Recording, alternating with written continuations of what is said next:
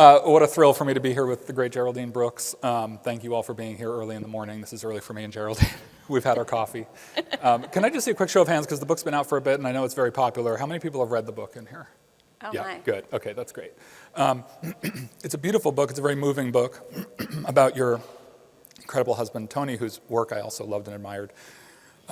We are going to kind of skirt the, there are a lot of difficult things in the book that aren't just emotional, but that are about, as you put it at one point, the cruel bureaucracy of death in this country and things like that. But it's a Saturday morning. A lot of people have already read about it, heard you speak about it. And so I think we're going to try to roam a little further afield. But I want to start by just asking you to say something about Tony. Let us know what he was like.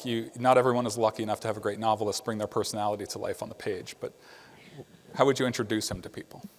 Well, I could tell you that it wasn't love at first sight. We met the first week at the Graduate School of Journalism at Columbia University. And I had come from Sydney. I'd been working on my hometown newspaper and been lucky enough to get a scholarship for the graduate program. And I thought, this is great. I get to be in a great city and hone my craft for a year, and then I'll go back to Australia and get on with my real life. Tony was coming from a very different place. He had been working as a labor organizer with poor black woodcutters in Mississippi and trying to get fair pay for their incredibly hard work as pulpwood haulers. And he had realized in the course of that year, being chased and shot at and getting an ulcer, that this was a really slow way to affect social change. And it occurred to him journalism might be quicker. So he applied to the journalism school, and we met the first week of class on a fellow student's balcony on the Upper West Side, and he was telling a pretty funny story about he'd moved in with his brother in Alphabet City, which in the early 80s was a very rough neighborhood. And he'd learned that when he left his car, he had to take the battery with him, otherwise it would be stolen. And he'd have to buy it back from the local parts dealer every morning. So it had taken him about 3 goes to realize that that was how it was going to have to be. I thought he was cute. And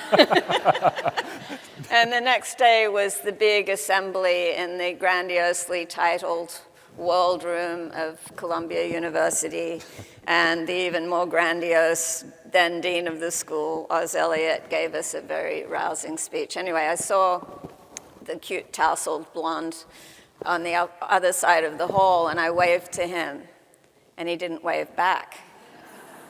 And I thought, well, you and the horse you rode in on. And then we basically ignored each other for the next 9 months. But then we found each other in a class on business reporting, which we'd both taken on a whim, thinking if we want our writing to smash capitalism, we better learn about capitalism. And I was really struck by his idealism in that class. And I've got to say, after spring break, when he and his brother went back to Mississippi to make a film for PBS on the pulpwood haulers, I was also struck by his beautifully sculpted and tanned forearms. And as we got to know each other in that class, he finally confided that the reason he hadn't waved back to me in the World Room that day so many months earlier was because he'd been out carousing with his brother the night before, and he dropped his glasses down the toilet at Danceteria, and he couldn't even see me. Inauspicious beginning. Inauspicious beginning, but we managed to make up for lost time. Right under the wire, because it was a one-year program. So at the end of the year, you figured out that. And, not convenient, because I'd already accepted a job with the Wall Street Journal in Cleveland, Ohio, which was going to be my first foreign assignment. Where was he going to be going right after? He was going to the West Coast. He had an internship out in California, and it didn't look promising, but he was driving west, and he stopped in Cleveland on the way west, and we had a great weekend. And luckily for me, the radio in his car broke just as he was leaving the Cleveland city limits, so he had that long drive to think about what a great time he'd just had. And it didn't take long. You were married within a year and a half or so of that. Yeah. He was very daring. as a foreign correspondent? He was nuts. He was nuts. That's another way of putting it. He was absolutely, there was nothing he wouldn't do. And it wasn't that he was without fear. It was just that he just went straight through the fear to do the most ridiculous things. Yeah. But you were a war journalist with him in these zones, and I'm wondering what the respective levels of daring were when you met and how you influenced each other, the balance of risk and caution. What was the relationship between you like in terms of risk? Well, just to back up a bit, I don't think either of us, a lot of people go into journalism thinking, I'm going to be a war correspondent. That's their ambition. That was not. I thought I might be a food reviewer or something, No, I wanted to write about environmental issues, but I didn't imagine that it would be anything like the career that we had. And it's just one of those examples of way leads on to way. And if you're intrigued by the world and you get an opportunity, phone call late at night from the late at night in Sydney from the foreign editor of the Wall Street Journal saying, would you like to be the Middle East correspondent? The only real answer is hell yeah. And then, poor old Tony had to give up his perfectly wonderful job and come to Cairo with no guarantees of anything, and he became a stringer, which I think drove him to do the crazy stuff that he did and get incredible stories. Level of risk. So I don't think anyone knows how they're going to be in those situations, but I think Winston Churchill put it well, that there's nothing more exhilarating than to be shot at without results. And there was something crazy and life-affirming in being in these situations where everything is at risk, and you make it through, and you value life in this incredibly enhanced way, and you value little things like dry socks and a towel that hasn't previously been used by 15 Peshmerga. Where you get out of that war zone and you get back to the nice hotel where they bring you food on a tray, and you think, this life is the sweetest thing in the world, and you have to then learn to hold on to that after you stop doing the things that make you value it so much. I guess the short answer to that question then, and I say this with so much respect, is that you were both nuts. We were You were both welcoming the shots as long as the end result was okay. It was thrilling. We were very lucky to get out of it with all our extremities. When you put on a bulletproof vest, you realize all the bits of yourself you really like that are not covered by it. And also, you can't, in good conscience, wear one because you're asking people to invite you into their lives and they don't have one. So, yeah. You read Tony's journals in not in writing this book, I guess just to read them, and you ended up writing about that. I'm curious if you had any trepidation about that, not for any privacy reasons, but just I would feel very almost scared to read about someone I think I know very intimately and what I might find in their private thoughts. I didn't expect to be as surprised as I was. But yeah, I knew that these were very private thoughts, and I had only violated that privacy once early in our courtship, and it led to a huge blow-up because you realize that, it's another person and they're seeing things differently to you. And after that, I never looked at them. But after he died, I decided that I was desperate for his voice and his company, and that I would read them. And there were a lot of surprising things in there. Unfortunately, nothing alarming about our marriage, but it was this was where he went with his, dark night of the soul stuff. There's not a lot of he didn't write about the fun things. He didn't need to.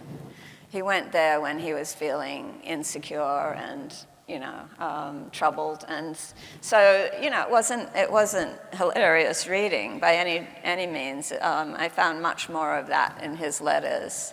That's where he put all the humor and. So that tone was pretty consistent in the journals. It wasn't a roller coaster. It's more like, this is where I go, and I kind of have this. Yeah, no, there's some, very amusing things, and particularly the shenanigans he was up to before he met me, which were quite surprising. Danceteria was just the start of it. How far back did the journals go? Oh, they went back to, I think, his time as an undergraduate at Brown. Oh, wow. Yeah, and then he stopped writing once he left journalism and turned to books, and I think he didn't have many dark nights of the soul because he really found what he loved and what loved him once he settled in as a book writer. So it was a particular period in his life, but I tell you, I'm sitting all alone in a shack on an island off the coast of Tasmania, and I'm reading the journal that he wrote while I was off on assignment somewhere and we were living in Cairo, and he writes, "I've come to the conclusion that I'll never amount to anything in journalism." And I just burst out laughing because a year after that, he was a star reporter covering conflicts for the Wall Street Journal in Europe, and then he was getting the Pulitzer Prize for national reporting. So it's amazing how much you don't know about what's coming your way. I should say, for those who haven't read the book, that the book toggles between two places very kind of neatly, chapter by chapter. First, you're in 2019 around Memorial Day weekend when Tony passed away, and then 4 years later, you've gone to Flinders Island off the coast of Tasmania, a very small, remote island, and you're in a shack, I think you say, 30 minutes from the nearest store. So the island's remote to begin with, and then within the island, you're very remote. You say at one point that he would have found something mocking to say about your going to the island and making this morning ritual and being kind of serious about it. And I wonder if you had that kind of conversation with him in your head much while you were there, like, oh, I know, but shut up. Yes. Let me do what I need to do. Yeah. So the reason for doing it was, his death was, I can't tell you how unexpected it was. This guy was, as far as we knew, the picture of health, and went to the gym 6 days a week, and still fit into the same size clothes as the day I met him. He looked like he was 30.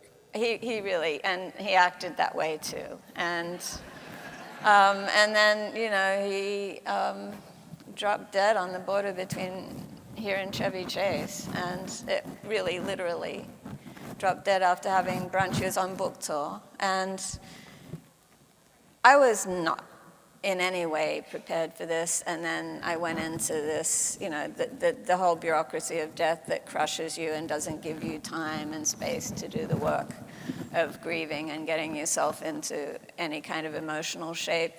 And then I went into a kind of act of acting woman being normal, because that was what was expected. And also you want to protect your kids. And it had been 3 years, and I was just exhausted, and I thought, this has got to stop, and I have to stop it. And the only way I could think of to stop it was to take a complete break from absolutely everything. And I had a kind of emotional tie to this island, Flinders Island, and I just decided I would go there and be alone and do the work of grieving for as long as it took until I could stop pretending to be normal and actually feel really normal again. Was it open-ended when you went? You didn't know when you'd come back? You just thought, I'm going to go and see what happens? Yeah. I had 40 days in mind for planning purposes, because that seemed like a number that people have used when they've gone and retreated from things. Yeah. You mentioned earlier that you expected to go to Columbia and then return to Australia and continue on with your normal life, or whatever normal life was going to be. And you use this great phrase in the book. You say that you went to Flinders not only to grieve, but to, quote, interrogate the cost of my compromise and figure out maybe what you had left by not going back to Australia. How did, at the end, sort of separate from the ideas of grief and Tony, how did you feel about that by the time you were done with your retreat? Did you come to peace with that as well? Not really, so I'm now, I've decided to deal with that by kind of toggling between here and there for as long as I can get away with it. And it's not a very carbon-friendly lifestyle, but I do spend about 5 months of the year in my hometown in Sydney now and reconnecting with my tiny little family and my oldest friends and that life. That sounds lovely. Yeah, very lucky to be able to do it. Is that something that you decided would probably be smart while you were on this retreat? You kind of felt that I should balance my life that way? I don't think I was thinking about it then. It's kind of just fallen into place now that my sons are moving into their own adult lives and not so dependent on me. Yeah. Another way of getting at Tony and both his personality and his work in one of his best books is you talk in the book about being especially conscious about wishing Tony were still alive on January 6th, 2021. Can you tell us why? Well, Tony had been writing about the divisions in this country for a long time. He was basically a historian at heart. He had studied history at Brown and could have gone into the academic field very easily if his social conscience hadn't driven him into journalism. But he wanted to understand why people thought the way they did, and he would run towards the person that most of us would back away from. And his book, Confederates in the Attic, published in the 90s, really foresaw so much of what's happened in terms of the schism in this society. And I have to say, when I saw that mob violating the Capitol and breaking their way through the windows, I thought, Tony's probably had a beer with 30% of those guys. Because that was his life's work, was trying to understand why people had that worldview and what it meant, how it connected to our unresolved history. Yeah, that book's been a classic since it was published, and it's certainly just as vital today as it's ever been. And the book that he'd just finished writing and was on tour for, Spying on the South, was revisiting exactly these divisions. And it was no longer a North-South, old Confederacy, Yankee division. He saw that it was an economic one. He was on a coal barge. This is Spying on the South follows a journey that Frederick Law Olmsted took as a young reporter for the New York Times before he became a landscape architect. And he was sent south right before the Civil War to ask the question, why is our nation so divided? And Tony retraced that journey, asking the same question. And he's on a coal barge in West Virginia working alongside these guys. And you realize that the schism is now coastal,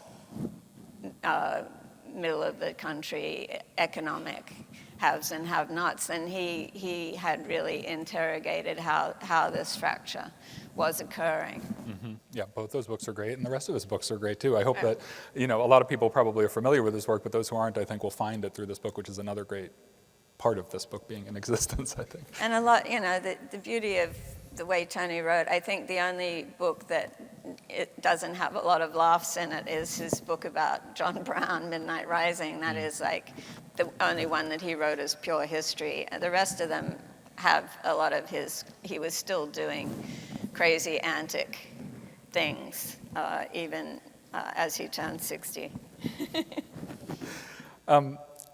You write at one point in the book that he believed that death was the end. I believe that too.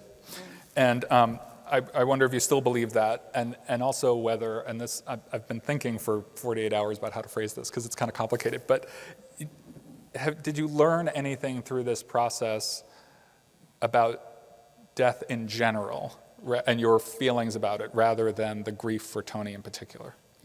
We had been very lucky in our family. Everybody who had died had done so after really rich, long lives, and not at all unexpectedly. Usually it had come, in the case of both my parents, as a relief from the illnesses they suffered.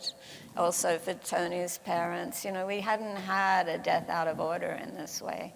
And just the disturbance it creates in the fields and the insecurity, I haven't become a fearful person, but I'm much more aware of fragility of life. I think about it a lot more than I used to.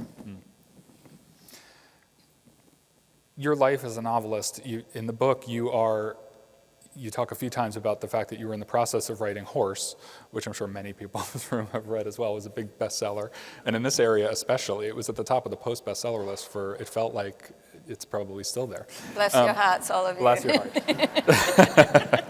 But you write in the book about really struggling with it while Tony was alive, struggling to write it. And Well, it was a tough one because it went in so many different directions, and then it was also a little fraught because it was right in the middle of the discussion about appropriation and who has the right to tell what stories. And I thought, I'm walking into a threshing machine here as a white woman trying to describe the lives of black men, and who am I to do that? And I had a big wobble about whether I should even do it. And Tony just held my feet to the fire and said, have the courage of your convictions and do the work. Just research the hell out of this and talk to people until you feel, you can write this authentically, and then take whatever comes your way. I mean, you write in the book about having jettisoned another project about a historical woman because you couldn't get inside her head. So I know that you pride yourself on, if you're writing it, it's because you really feel confident that you know. You have to understand, in the case of that book I never wrote, it was because you have to understand the story that people tell themselves about why they do what they do.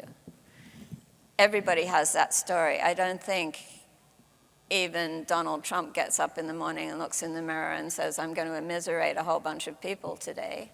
I think he's telling himself a different story. And as a novelist, it would be possible to access that.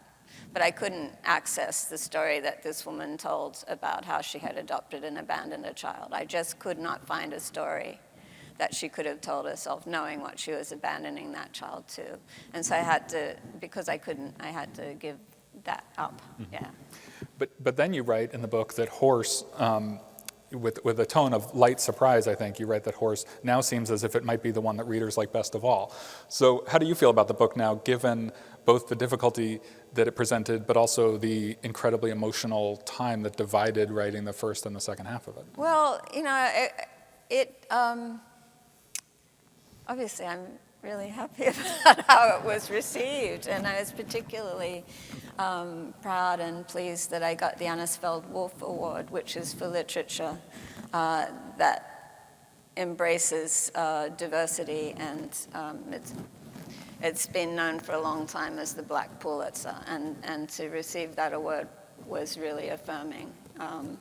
But in terms of the book itself, well, I was halfway through it. Tony had been really helpful. He's a great archive diver, and he had brought me wonderful, love offerings from the archives, things he found out about Lexington, the horse, and the people around Lexington. And he'd really fueled the writing of the first half of the book, and I'd read it aloud to him, and he was really liking it and encouraging. He loved that period of history so much more than some other periods that I'd written about.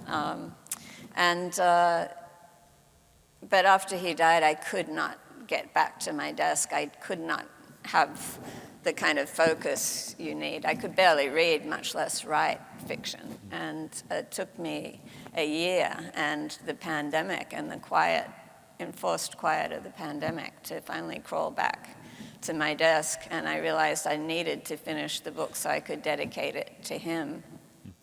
But it took an early reader to point out to me that it's really two different books, that the second half of the book is absolutely infused with the grief that I was feeling for him, and the plot probably went where it went because of that. So interesting. I have a couple more questions, and then we will, if people want to ask, the microphones are up here in the front on either side of the aisles. And Geraldine will be signing at 10:45. I'll remind you again of that later, downstairs in the convention center. You say that Tony encouraged you to become a novelist. After you'd had your first son, you, I think very fairly, didn't want the dangerous life of the war correspondent anymore. The number of children I need to not want to be a war correspondent is 0. But you're different. But what was his initial encouragement like, and how did your own interest and feeling for that new vocation develop? How quickly did you take to it and feel like, oh? I was one of those kids who was never without a novel in their hand from the moment I could read. So I loved novels, but I'd never thought of it as something that you could do. I thought being a journalist was wildly ambitious enough for a girl from my time and place and background.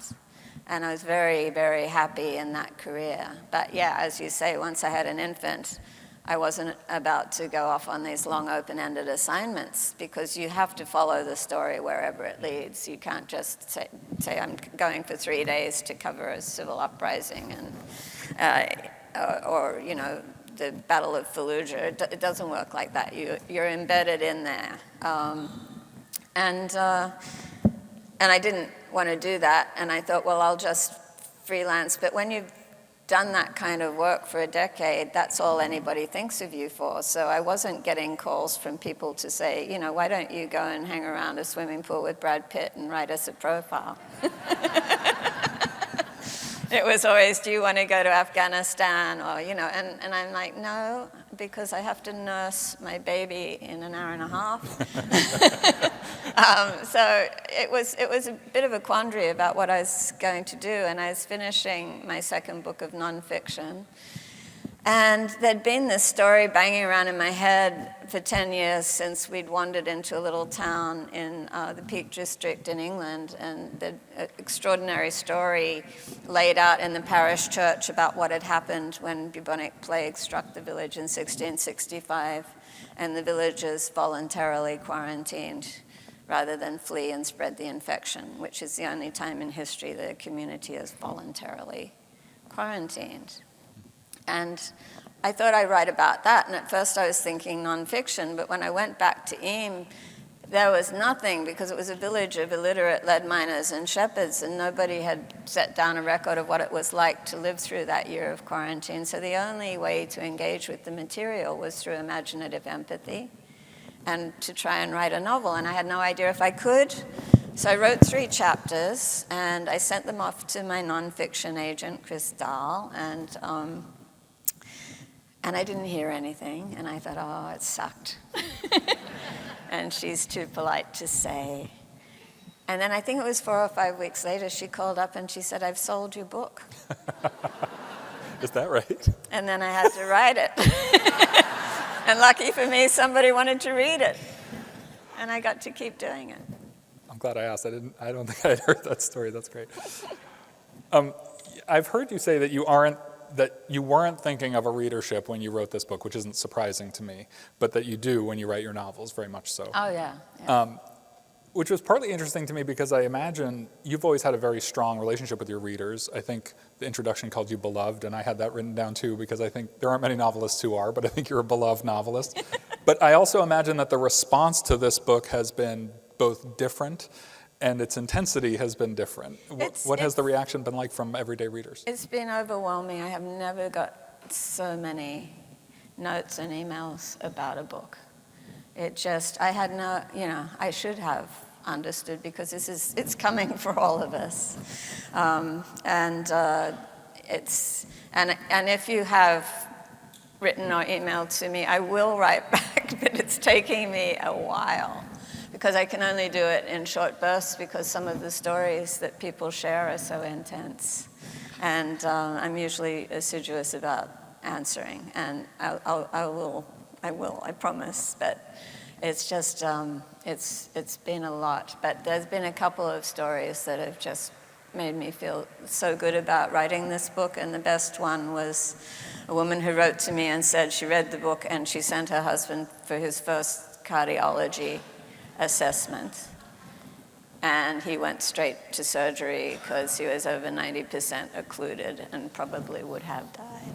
So he's alive today, and that is wonderful. That's amazing. Yeah. Do come up to the mics if you want to ask a question. We have a few more minutes. But I've got plenty. If you don't, but we're happy to hear from you. You also said in the same. I only watched one interview you did previously. I try not to overindulge. But when you talked to Michael Lewis last year, and I think it was California, and he had mentioned that you only, in the first sort of spate of publicity that you did for the book, you only talked to people who knew Toni personally. Yes. And so I don't know if that changed over time, but thank you for allowing me to speak with you today. I appreciate it. I wish I had known Toni, but I'm honored to be here. I can imagine you not wanting to do any press at all for this book. Was that a conversation? I was very afraid of it. Yeah, I was afraid of it. And had I not done anything, I think they would have respected that. You know, that I'm the rare novelist who has absolutely no complaints whatsoever about how I am published. I love my team. They're wonderful. But I decided that I wanted to talk about Tony, and so I agreed to do the first 8 events, and they were all with people who had known him, and I thought that's okay because we'll be talking about Tony, and that I love to do. And it wasn't as scary as I thought.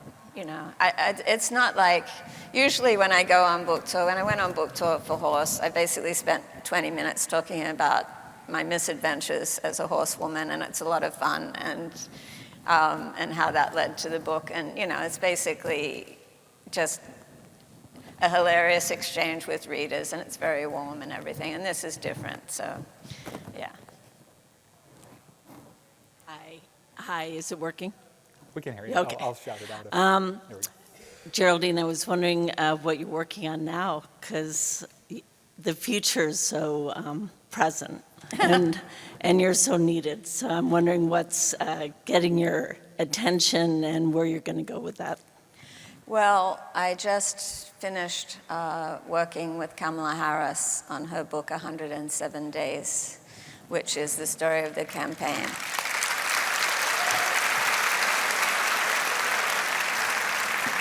That's out September 23rd. Soon. Yeah, very soon, and it was very unexpected. I was actually in San Diego doing my last event for Memorial Days, and my agent called and said, something's come up, and would you consider it? And I'm like, hell yeah. And because I was in San Diego, they sent a car, and I went and met her in LA. And it was a privilege, and it was intense, and it just underlined for me what a tragic mistake this country made last year.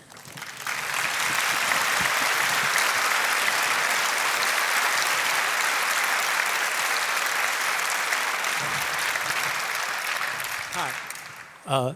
In Horse, I really enjoyed the DC local color, and I was wondering, have you ever been a Washingtonian? Well, Wait, have you ever been what? a Washingtonian. Oh, Washington. My husband was a 4th-generation Washingtonian, which is a rare breed, right? But his immigrant family on both sides came to Washington from shtetls in Belarusia. And his great-grandfather was the rabbi of downtown synagogue here. And then his grandfather and his father were both, one was a general surgeon and one was a neurosurgeon here in Washington. My lovely father-in-law of blessed memory was chair of neurosurgery at Washington Hospital Center. So I spent a lot of time here. And I'm very sad that this is my first trip to Washington where there are no Horwitzes in Washington, D.C., because his brother recently moved. So, yeah. Hi. Hi, Geraldine. Hi. I read your book, People of the Book, in high school, and I decided from that book I wanted to become an art conservator. And I'm now 27, and I'm just on Monday going to be starting work at Smithsonian American Art.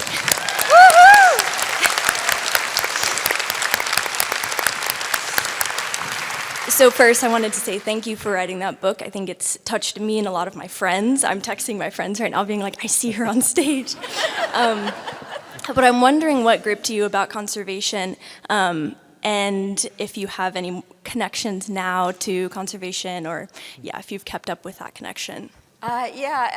Yes, I was able to reconnect with people who helped me on People of the Book for Horse, because there's an art subplot there. And so it was really wonderful to go back into those behind the scenes at the museum spaces where people are doing this incredible work. What appeals to me about it is it's everything work, because you have to be a bit of an artist to understand the intent of the art. You have to be a great craftsperson to work on it effectively. And you have to be a detective. You know, the sleuthing that goes on in finding the origin of a piece and the provenance of it. It's just the most so great choice. And I'm happy to report that finally, after many, many false starts, they're going to start filming People of the Book in Spain in January. Oh, wow. Well, I say that, and then I should touch Right. wood, because these things have fallen over so many times, but this one, they're actually in pre-production, so great. might happen. We have time for a couple more. Hello. You're one of my favorite novelists, and I had read some of your books, and then I read People of the Book, and it inspired me. I loved it, and it inspired me to try my hand at writing. And I'm working now on a book, and I formed a critique group. But I look up to you so much, and thank you. Well, thank you. It wasn't a question, sorry. And keep writing. I will. Even if it doesn't get published, I could self-publish. I Yes. just needed to do this. Great. Thank you. That's the best reason to do it. Yeah. How you doing? Good morning. I just want to say thank you, both to you for writing historical novels, and to Mr. Horowitz as well. Both of you inspired me to become a historical novelist, and to help me become a historical novelist. I recently wrote a historical novel about Frederick Douglass, and it was published last year, called Frederick Douglass, a Novel. I thought I'd promote myself, SydneyMorrison.com, and you could find it. But I do want to ask you about your work on the Civil War with March, and his work on John Brown, because John Brown was a very close friend of Frederick Douglass. Indeed. And Frederick Douglass advised him not to do the raid on that's Harper's right, Ferry. Yeah. indeed. And that meeting where he tried to have him go to Harper's Ferry is in my book, because it's so dramatic when he So said this dramatic. would I'm not glad work. It I'm was glad you've done suicidal. that. Yes, but I wanted to ask you about the influence of place, geography, in the writing of historical fiction. That it's how you incorporate your feelings about place in your books, because I noticed you said about going to certain places and how it really impacted you, and we have to go back into time. And so I wondered how going back in time is facilitated in your work. I think it's absolutely essential to go to the places that you're writing about, if there's anything still there. But there usually is, even if it's only the way the light falls on Yeah. the stone, even if it's only what flowers come up in the spring, or the feel of the air, even if the physical landscape is completely different.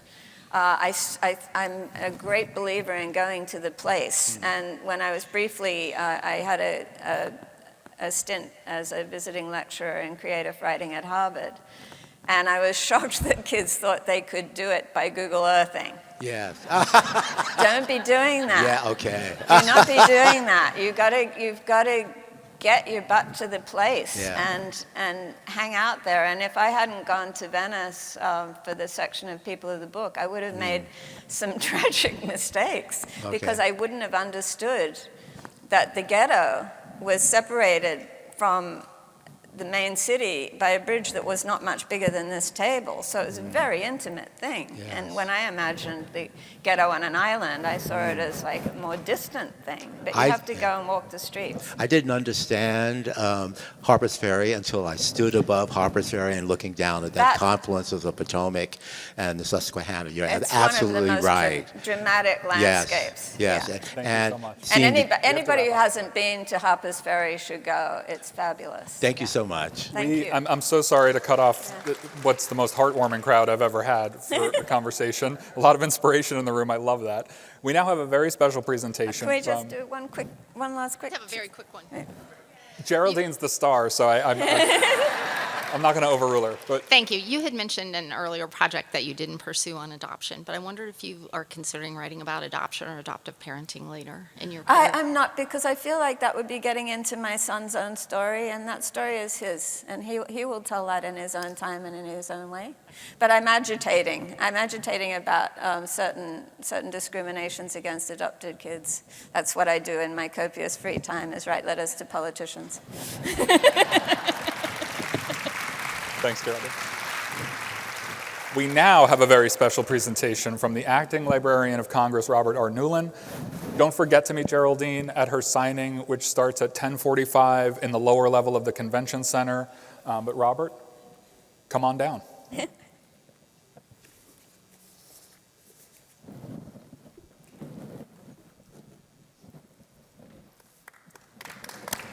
thank you. Thank you. Good morning. Good morning. I have to compose myself. I'm so excited to be on the stage with these two. And before I jump in here, can I just ask you to thank our fabulous people that are in all these orange t-shirts, our volunteers.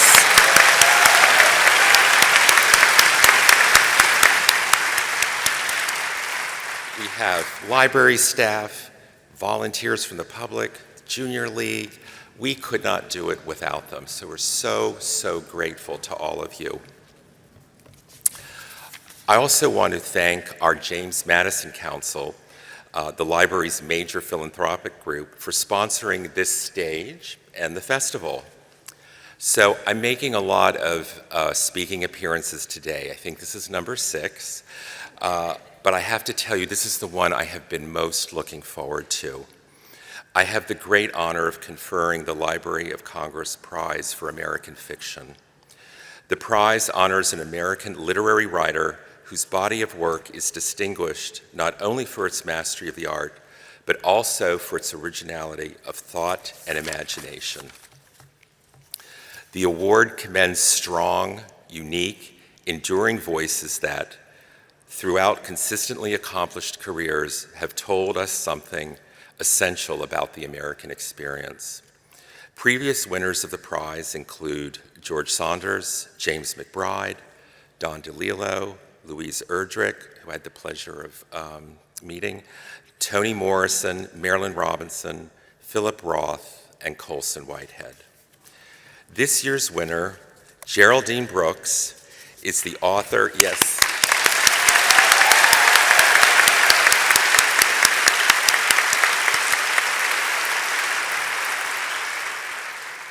author of 6 novels, including Horse, People of the Book, Year of Wonders, and the Pulitzer Prize-winning March. She has also written acclaimed works of nonfiction, including 9 Parts of Desire and Foreign Correspondence, and of course, Memorial Days. Her books have been translated into more than 30 languages and have sold millions of copies around the world. Many people contributed to the selection of Geraldine today, but I'm such a fan, I was really pleased when they recommended her, and it's my pleasure to add this to the many honors that you have received for your fiction writing. So with that, I hereby present the award to Geraldine Brooks. Geraldine, congratulations.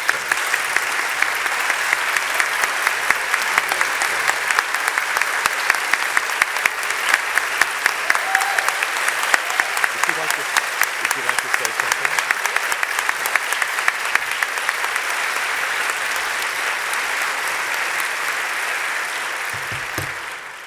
It is such a profound honor to receive this award from America's greatest library and to be part of the tradition as somebody whose work is inspired by history to now become enmeshed in the history of this library that was founded by John Adams, I think with $500. What was it, $5,000? $500. And then burned to the ground by the British and revived by Jefferson. So being part of that history and also being part of the courage of librarians like yourself and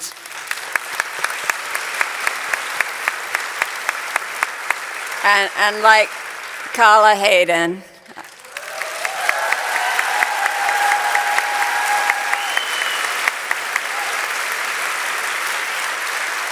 Librarians have been the heroes, I think, of the past decades because they were the ones who stood up against the Patriot Act when nobody else did. And now they're the ones standing up for people's right to read. And I think that there's a reason.